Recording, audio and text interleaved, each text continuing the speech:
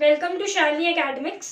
आज मैं आपके साथ क्लास 9 का चैप्टर नंबर 4 डिस्कस करूंगी, जिसका नाम है linear equation in two variables. तो स्टूडेंट्स, आपने क्लास 8 का चैप्टर नंबर 2 पढ़ा होगा, जिसका नाम था linear equation in one variable. उसी से रिलेट करता हुआ ये चैप्टर है, तो इसके बारे में समझते हैं और शुरुआत करते हैं सबसे पहले इक्वेशन से समझने की। तो मैंने लिखा 2x + 3 = 5। इक्वेशन के लिए मुझे दो कंडीशन चाहिए। पहली कंडीशन, इक्वेशन होती क्या है, इक्वेशन बनती किससे है? इक्वेशन बनती है आपकी वेरिएबल और कांस्टेंट से।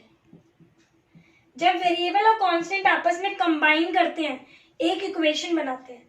वेरिएबल क्या होता है? वेरिएबल होते हैं आपके अल्फाबेट्स, और कांस्टेंट क्या होता है? कांस्टेंट होता है आपका जितने भी नंबर्स होते हैं, कोई भी हो सकता है वो नंबर, एक्सेट्रा। ओके, तो जब ये दोनों आपस में कंबाइन करेंगे, क्या बनाएंगे? एक इक्वेशन बनाएंगे। जैसे मैंने लिखा 2, तो ये जो 2 है, बेसिकली आप मुझे बताओ ये वेरिएबल है, ये कांस्टेंट है? डेफिनेटली ये कांस्टेंट है, क्योंकि नंबर्स हैं ये। फिर मैंने लिखा x, अब x क्या है? वेरिएबल है।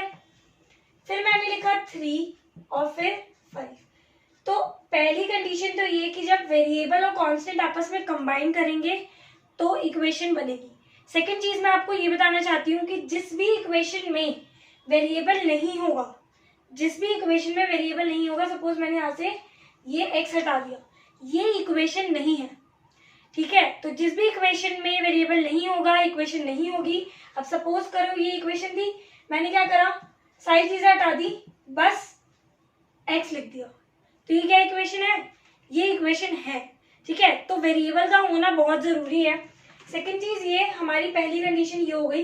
सेकंड कंडीशन हमारी ये है कि =2 का साइन जरूर आना चाहिए। फॉर एग्जाम्पल, आपको दिख रहा है यहाँ पर इक्वेशन में, यहाँ पर =2 आ रहा है। तो कोई भी इक्वेशन बनने के लिए हमें चाहिए वेरिएबल, कांस्टेंट प्लस =2। अगर ये हमारे पास है तो हमारी इक्वेशन बनेगी। अब हम बात करते हैं, मैंने ये जो इक्वेशन लिख रखी है, इसमें आपको दिख रहा है कितने वेरिएबल्स आ रहे हैं? इसमें मैंने जो यूज करा है, सिर्फ एक ही वेरिएबल यूज करा है, विच इज x। तो ये जो इक्वेशन बनी है वो 1 वेरिएबल की है। किसकी है? 1 वेरिएबल। अब मैं आपको कुछ क्वेश्चंस दूंगी और आपको बताना है कि वो 1 वेरिएबल है या 2 वेरिएबल है। ओके, ताकि हम इसके बारे में और अच्छे से समझ पाए। ओके, मैंने लिखा 4y + 3 = 0। अब ये मुझे बताओ 1 वेरिएबल है या 2 वेरिएबल है? तो आपको दिख रहा है कि यहाँ पर ये जो y है एक ही है और एक ही वेरिएबल है, तो यानी कि ये क्या हो गया? 1 वेरिएबल। अब मैंने एक और लिखी 2z + 3y = 5। अब मुझे बताओ इसमें कितने वेरिएबल दिख रहे हैं आपको? एक तो z है और एक y है। अगर 2 वेरिएबल है तो हम क्या बोलेंगे? ये कौन सी इक्वेशन होगी? 2 वेरिएबल वाली। समझ आया? तो अभी तक मैंने आपको क्या बता दी? इक्वेशन क्या होती है? जिसमें वेरिएबल, कांस्टेंट आपस में कंबाइन करते हैं। सेकंड इंपॉर्टेंट चीज, =2 का साइन आना चाहिए। फिर मैंने आपको बताया कि 2 वेरिएबल का मतलब क्या होता है? जिसमें 2 वेरिएबल आ रहे हो। वो 2 वेरिएबल कोई से भी हो सकता है, x, y, z, कोई भी हो सकता है। सेकेंड चीज ये कि अब हम पढ़ेंगे लीनियर। लीनियर का मतलब क्या होता है? लीनियर का मतलब मैंने आपको पहले भी बता रखा है क्लास 8 की वीडियोस में, मैं आपको बताती हूँ। सो लीनियर, अब मैं एक लिखती हूँ इक्वेशन, मैंने लिख ली, ठीक है? ये लिख ली, क्योंकि हम 2 वेरिएबल्स पढ़ने वाले हैं इसलिए मैंने 2 वेरिएबल लिए। अब लीनियर का मतलब वो होता है जिसकी पावर, मैं रिपीट कर रही हूँ, जिसकी पावर और क्या, डिग्री, दोनों एक ही बात होती है। कितनी होनी चाहिए? 1। जिस भी क्वेश्चन में या जिस भी इक्वेशन में पावर और डिग्री 1 होगी, वो आपकी होगी लीनियर। अब यहाँ देखो, पावर और डिग्री क्या है? दोनों में 1 है, तो ये क्या हो गई? लीनियर। ऊपर से इक्वेशन भी है क्योंकि कांस्टेंट और वेरिएबल आ रहे हैं, =2 का साइन भी है, ऊपर से 2 वेरिएबल भी है क्योंकि x और y है। समझ आया या नहीं आया? आई होप आ गया होगा आपको।